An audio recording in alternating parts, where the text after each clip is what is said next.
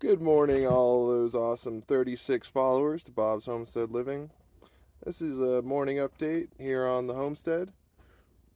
I put out a few videos about my chickens and the cats playing around, but this morning I wanted to talk to you guys about what's going on in the world. You know, it looks like World War III is right around the corner. If you were to compare it to during the Cold War between the US and Russia, tensions were always high. But just like at one point during the Cold War, there was the Cuban Missile Crisis, which put us on the brink.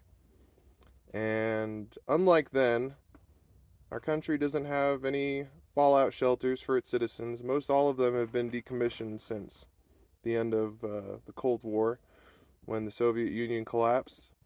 But also, unlike back then, there wasn't nuclear tensions with North Korea, China, Iran, and to add to that situation, the Chinese economy is collapsing, the Russian ruble is collapsing, multiple economies are experiencing runaway inflation. We're about to have the 2024 election here soon, and with all of the economy is on the brink of collapse.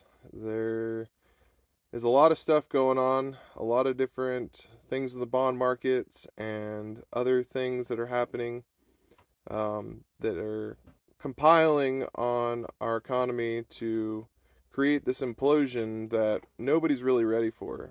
It's about to be a Great Depression, which is the term we use to explain one of the worst economic events the United States has ever experienced. But unlike then, just like I keep saying, there's a lot of culminating factors that are going to make it a lot worse. Back during the Great Depression, people didn't own cars. Uh, they didn't have all their money tied up in stocks and 401ks. Mortgages weren't a thing. Everybody owned their home. Everybody owned their land, and for the most part, people could be self-sufficient. And if the dollar wasn't working, they had a cow, they had a garden, they had some chickens, and they got along just fine. But things are a lot different now that everybody depends on everybody else for everything. There isn't any real ability for someone who lives in a city to be self sustaining. There's no wildlife anywhere around that could be hunted to help you subsist. There's no clean water sources. Most of the rivers and other water supplies near major cities are contaminated.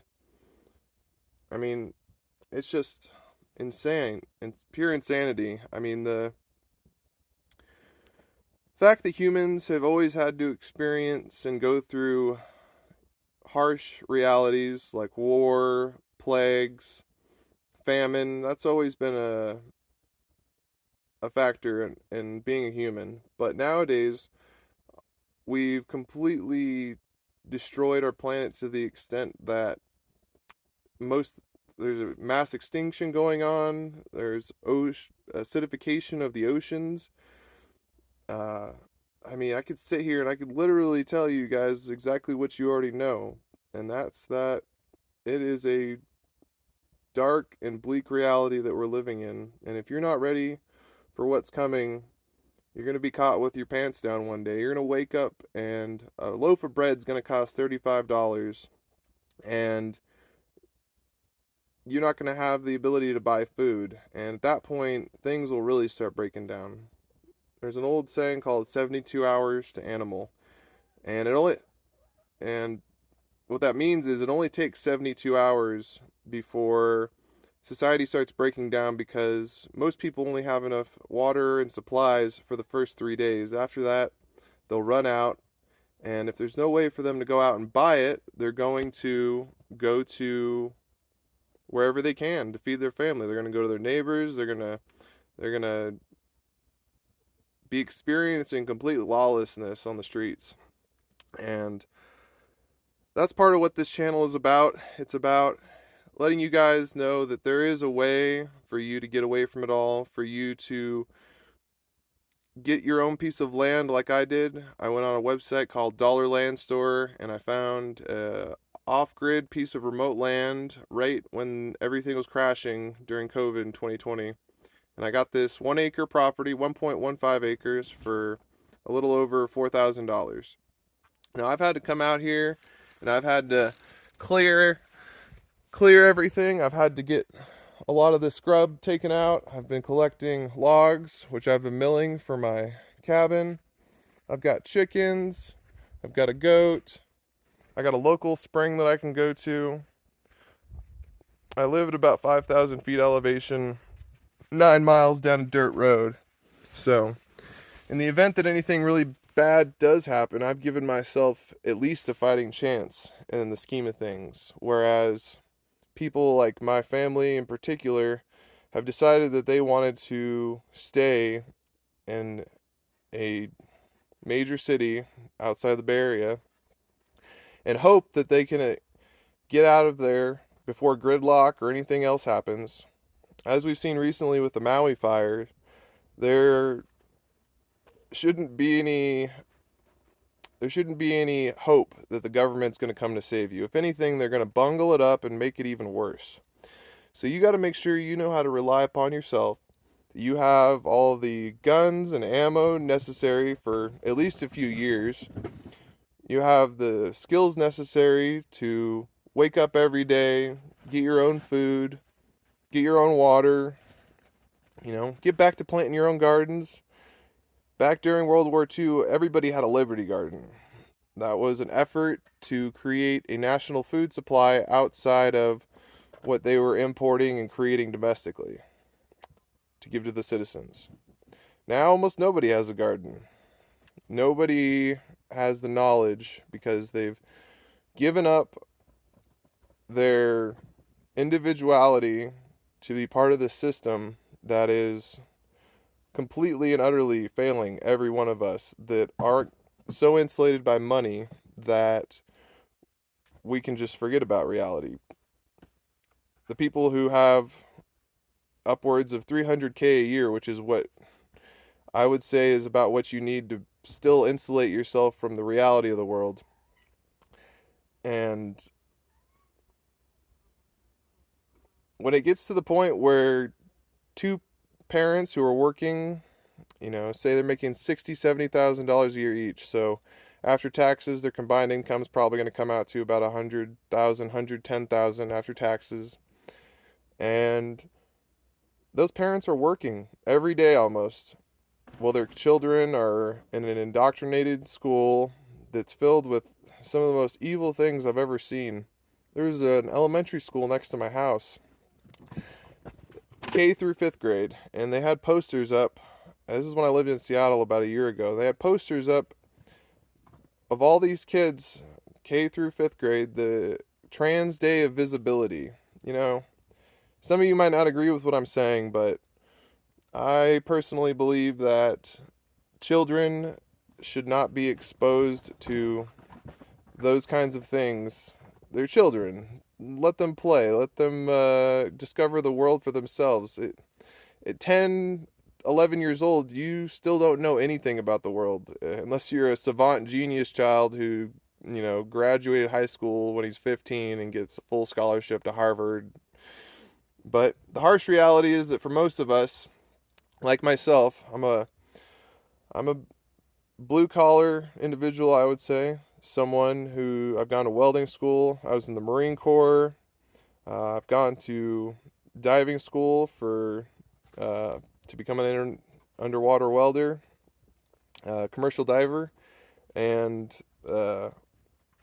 I've put all that aside because I'm tired of waking up every day, just like in that new Oliver Anthony song, Rich Men North of Richmond. I'm selling my soul every day. And I come home and then I drown my troubles away, because if there's one thing I've learned about how messed up the system is this last year I worked a security gig where I was working 7 days a week, every month, night shifts.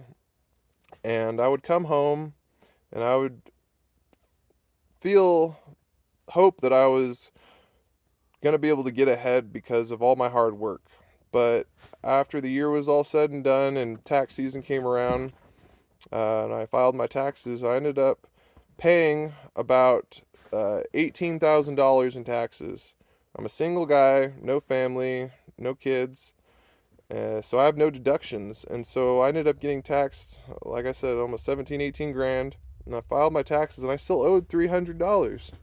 So basically, all of the overtime that I had worked that entire year, not taking a day for myself to enjoy life, barely ever, and it was all just taken from me. And somehow there are people out there making millions of dollars a year, and the tax rate for them has dropped almost to nothing once they use all the tax codes that these politicians who have these lobbyists in their pockets and decide that they want to create a system that protects them while implementing a regime to keep the common man down and make it unable for him to really truly get ahead in life. And some of you are, I'm 30, so I've been through the ringer the last decade. I've traveled, I've held multiple different jobs, worked for lots of companies, gone to a bunch of different schools, and I've gotten a pretty good perspective on the reality of the world that surrounds us. I mean, my father, for example, he worked for this company for almost going on 20 years, and they ended up selling out to an oil company on the East Coast. And so his retirement, his 401k that he was working with his original company, pretty much evaporated.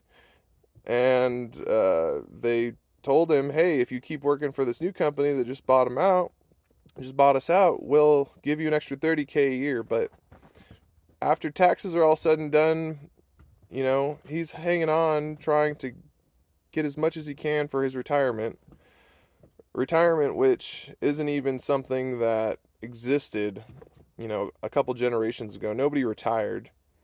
If you look back historically, humans lived on average maybe 45, 50 years. If you were 50 years old, you were an old elderly person. You would could only hope that you'd live a little bit longer than that. But the majority of people would die young because of the harsh world and the reality that we lived in. So I'll come out with more videos talking to you guys. If you guys like this video, please like and subscribe to Bob's Homestead Living. Have a good one.